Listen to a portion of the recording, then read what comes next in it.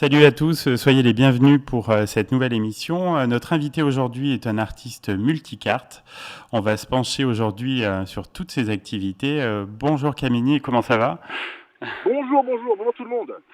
Est-ce que enfant à Marly-Gaumont, en Picardie, tu avais déjà des envies artistiques? Alors quand j'étais enfant, Marly-Gaumont, ouais, l'artistique, c'est ce qui me permettait justement de subir les railleries des camarades. Alors c'était pas tous les camarades, hein, mais Oui. c'est ce qui me permettait de m'évader quand j'étais un peu trop acculé. C'est forcément quand t'es le seul noir ou le seul gros ou le seul roux dans une école primaire, ben t'en prends plein la gueule. Mhm. Et donc voilà, j'étais un peu rêveur, je rêvassais, je pensais à des éventuels dessins que je pouvais faire, je chantonnais. Alors, quand j'avais entre 6 et 9 ans, je n'avais pas l'ambition de devenir artiste, mais en tout cas, on sentait que les prédispositions se mettaient en place. Et à quel âge est venue donc l'idée d'écrire la chanson donc sur ton village? Alors, Marly-Gaumont, la chanson, j'étais déjà infirmier à l'époque, j'étais infirmier en psychiatrie, et j'étais de nuit. Et comme j'avais mon diplôme, j'étais justement libéré de toute pression. Et je me disais, voilà, il faut que je trouve une stratégie. Et à l'époque, je faisais du rap, mais je m'inventais une vie. Hein, je m'inventais une vie ghetto dans mes textes. Et à un moment, je me suis dit, non, non, si je veux percer, il faut que j'écrive, il faut que je sois sincère dans ma démarche, il faut que j'écrive ma vie à moi. Après, je me suis rendu compte que j'avais une vie atypique. Je me suis dit, bah alors on va l'écrire, on va la coucher sur papier, sur un flot. Et donc j'ai écrit Marly-Gaumont, j'ai juste raconté là d'où je venais, comme il faut le faire dans le rap, comme ça se fait dans le rap, à raconter là d'où l'on vient. Et c'est juste ce que j'ai fait. Et comme j'ai un parcours atypique, et ben ça a donné un clip atypique, une chanson atypique Mhm. et une façon de percer dans les médias qui était atypique, en tout cas à l'époque. Et justement, le clip faisait partie de ta stratégie il a contribué au succès de la chanson. Ah bah oui, c'est vrai que la chanson toute seule sans le clip, je sais pas si le Mhm. buzz aurait été le même. Donc le clip a vachement joué, mais depuis l'ère de Michael Jackson, il faut savoir que la musique est à l'ère de l'image.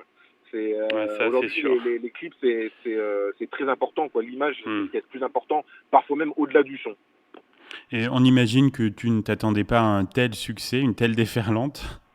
Alors moi, comme tous les artistes, j'avais confiance en moi, je savais que j'allais percer, mais par contre, on n'imagine pas un tel succès phénoménal et que 10 ans plus tard, je ferai un film qui s'appellerait Bienvenue à Marly-Gaumont, que voilà, j'imaginais pas Mhm. en tout cas, que Marly-Gaumont deviendrait une marque à ce point, quoi. Et donc ce succès retentissant va te permettre de sortir un premier album, Psycho Star World, qui a été disque d'or, et puis avec beaucoup de concerts derrière. Là, c'était un des objectifs atteints aussi. Ah oui, oui, tout à fait. Partir en tournée en France, en Suisse, en Belgique, au Luxembourg, tout ça, c'était une réelle ambition. Je me suis vraiment amusé à faire ça. Et puis, ouais, le premier album a très bien fonctionné et on s'est vraiment éclaté, quoi. Dans quel état d'esprit tu as travaillé sur l'album suivant, donc Extraterrien? Alors, Extraterrien, j'ai découvert ce que c'était la pression d'être artiste en maison de disque. J'ai découvert ce que c'était la pression d'être, entre guillemets, attendu au tournant. Oui, le deuxième Et donc, album en plus, oui. c'était le deuxième, et donc voilà, et je suis parti en Suisse bosser avec des gros producteurs, et donc du coup, voilà, j'ai beaucoup travaillé cet album-là, mais ce qui s'est passé en fait, c'est qu'il y a eu un changement de PDG dans la maison de disques. Le PDG qui m'a signé en 2007, Christophe, il s'était fait virer, il a été remplacé par un autre gars, Stéphane, le tavernier, et Camini, c'était pas son projet, quoi. Donc à mon Eh avis, les oui. consignes, c'était voilà, Camini il rentre en radio, vous le travaillez l'album, s'il rentre pas en radio, ça devient un album tiroir, c'est-à-dire que ton album est produit, il est en magasin, mais tu n'as pas de promo. La maison de disques ne fait pas de promo, quoi. Il n'y a pas d'attaché de presse, tout ça. Mais c'est le jeu, quoi. Hein. Moi, le patron de la maison de disques en question, je n'en veux pas du tout. C'est le jeu, c'est le show business. C'est comme ça. Des fois, tu es au top, des fois, tu es au flop. Faut faire avec, quoi. C'est le game. Hmm. Et en tout cas, c'est un album qui a eu de très bonnes critiques, qui s'est quand même vendu. On a quand même vendu, quoi, je crois, 15 000 albums de celui-là.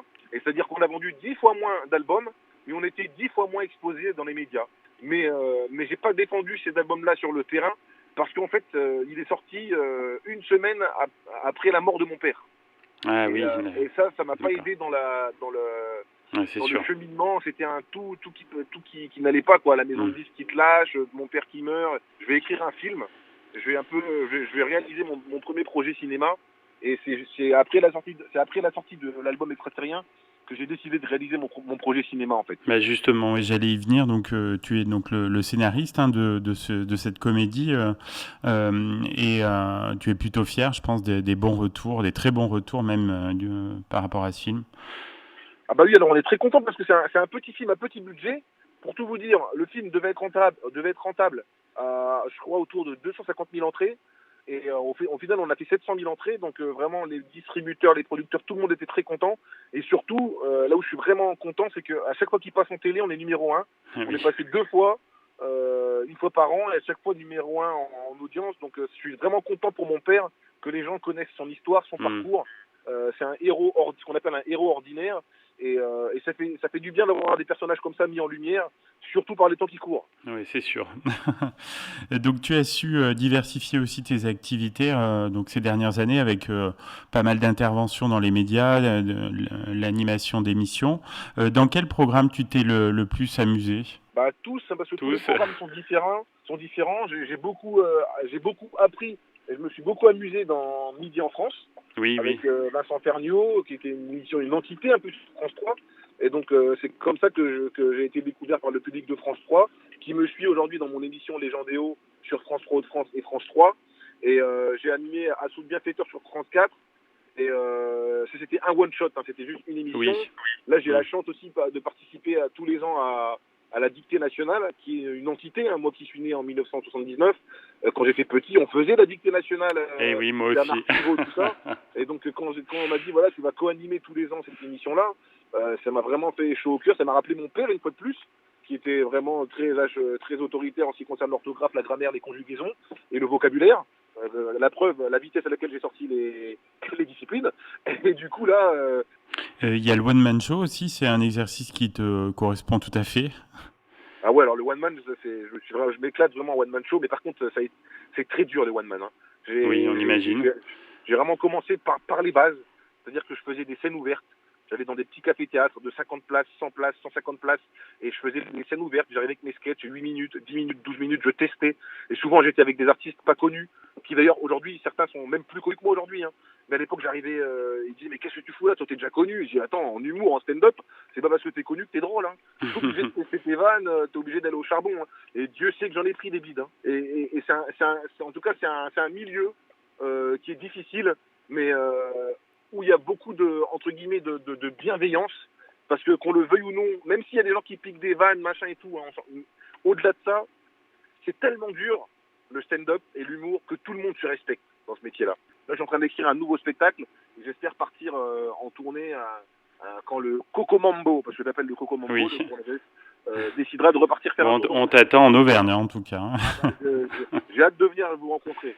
Donc, Camille, donc tu reviens avec un album qui porte bien son nom, donc troisième acte.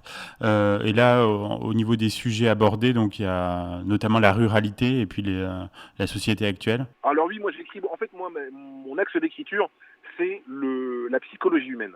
Et en fait, ce qu'on appelle rap rural, c'est parce que moi je viens de la campagne, donc comme un rappeur marseillais va revendiquer Marseille, comme Jul ou Soprano, un rappeur du 9-3 va dire 9-3, 9-2, Easy, comme Booba, et moi je viens de la campagne, donc forcément je revendique au-delà de ça le rap rural.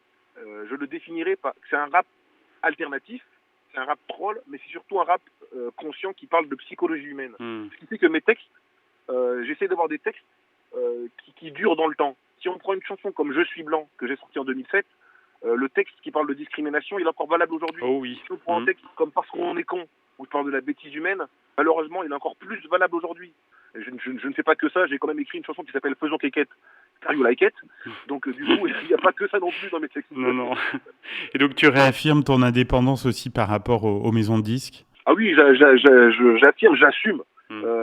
J'assume, on va dire que quelque part je me suis perdu à l'époque en signant en maison de disques. Ça a peut-être été une de mes erreurs de parcours, j'aurais dû rester indépendant, mais à l'époque on ne pouvait pas imaginer. Bah, moi, les sirènes, oui. Je suis parti de la génération bâtarde, c'est-à-dire que moi, Fatal Bazooka ou encore les PZK, on est la génération juste avant la phrase magique « abonne-toi à ma page ». Et nous, du coup, on s'est pas rendu compte de ce qui allait se passer avec YouTube. On n'a pas anticipé ce phénomène de communauté, de créer sa communauté, de fédérer. Et ben, sur ces bonnes paroles, merci beaucoup Camille. On invite nos auditeurs donc à aller écouter cet album troisième acte. Et merci pour ta participation, ta bonne humeur et à bientôt en Auvergne, on espère. Juste une dernière chose. Pour ceux qui veulent commander l'album en physique, parce que souvent on me le demande, oui. Il faut aller sur capital.fr, capital avec un K comme Camille, capital.fr, et vous vous laissez guider et vous pouvez commander l'album physique troisième acte. Eh ben, c'est bien noté. Merci beaucoup encore. Hein. À bientôt.